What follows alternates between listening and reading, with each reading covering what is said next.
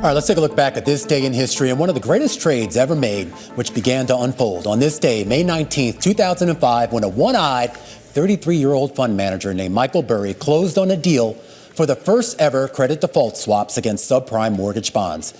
It was an improbable deal valued at $60 million. Now, that's a paltry amount for any Wall Street titan, but a fortune for an improbable speculator working from a home office 3,000 miles away in California. Now, his story is legend. It doesn't necessarily need to be completely retold here.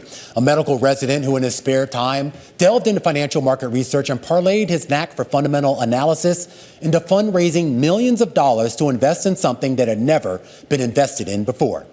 He bought CDS contracts on $10 million each on 6 different reference securities of subprime mortgage debt. The contracts, when held to maturity, effectively act as an insurance policy. The debt holder pays a premium to the bank in exchange for a contract that compensates if the value of the underlying securities falls below a certain threshold.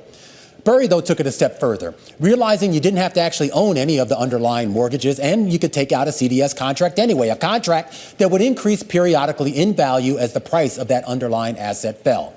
Now, these arrangements weren't new. Remember, Blythe Masters at J.P. Morgan pioneered the vehicles a decade earlier, but no one had ever actually used them to speculate on individual subprime mortgage debt. Even the Wall Street banks thought what Burry was doing was outlandish. What they didn't realize was that he had actually sniffed out a major fault line in the mortgage market.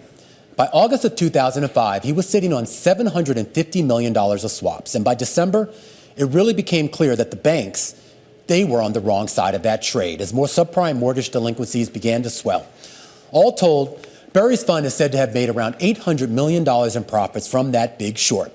And while no means the greatest trade ever, it was certainly one of the most novel executed at that scale.